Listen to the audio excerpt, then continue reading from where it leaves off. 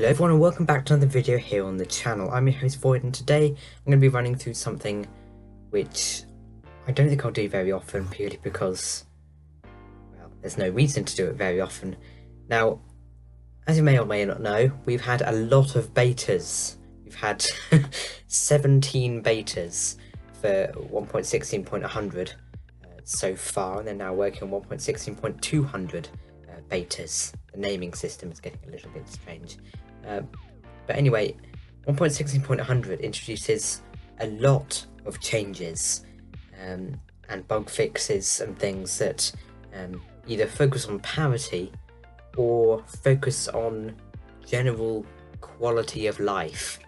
And that's why today I thought I would run through with you 5 different ways that you can prepare yourself for that upcoming update, because believe me on this, it changes a lot of stuff, sometimes for the better, sometimes not. Let's get into it.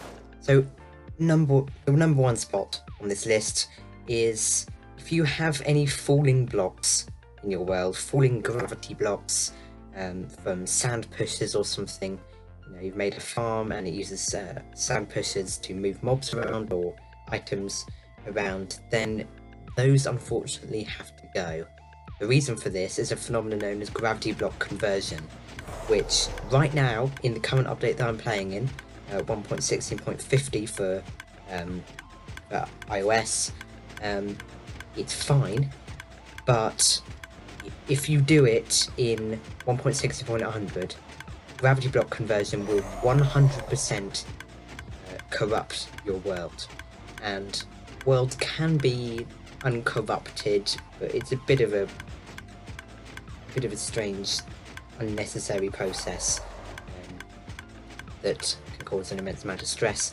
So just run the very simple command /kill @e type equals falling underscore block, and then close your brackets and then enter, and as you see they will just all disappear, and that means that gravity block conversion won't happen in your world spontaneously. The number 2 spot on this list is the simulation distance. Now this is actually optional, but I thought I'd include it anyway, because for most players it's worth knowing. Now by default on all devices you have a simulation distance of 4, and it allows you to do things similar to this, a proximity detector, and it just means that things are loading or ticking or simulating within 4 chunk radius of the player. But if you go into your world settings, so you need to exit the game, and then you need to go into the world settings for your world, and just click the pencil button on the right hand side and scroll down until you find simulation distance. Turn it up to 6 chunks.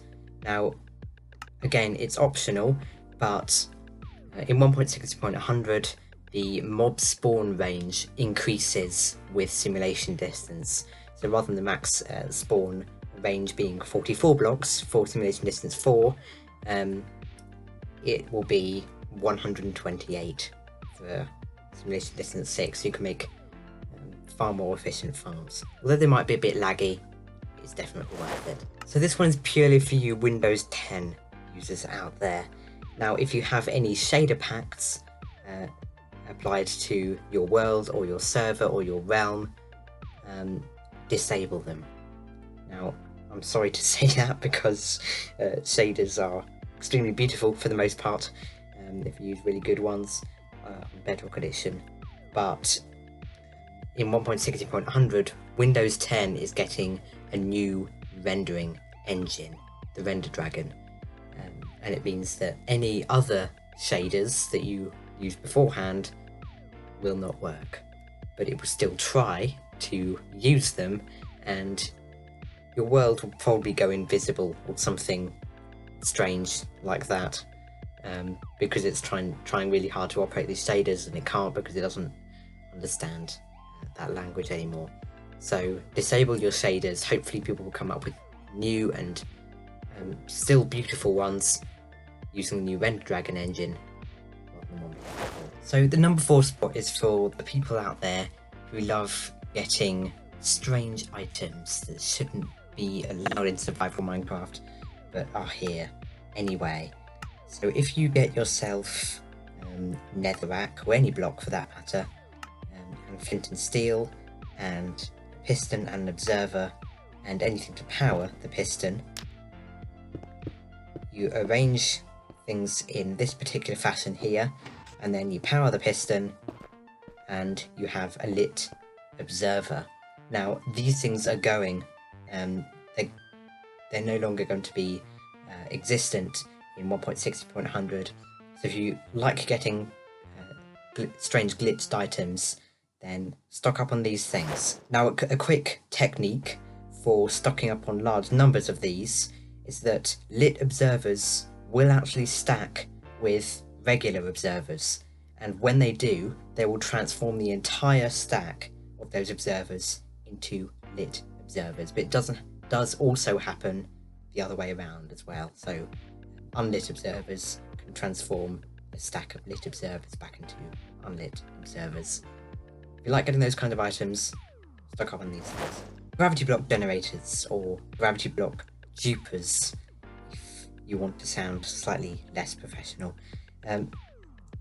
These are everywhere now since they were discovered by, I can't remember who, actually, and popularised by people like Silent Whisper and Navy Nexus, who made their own designs. This is my own.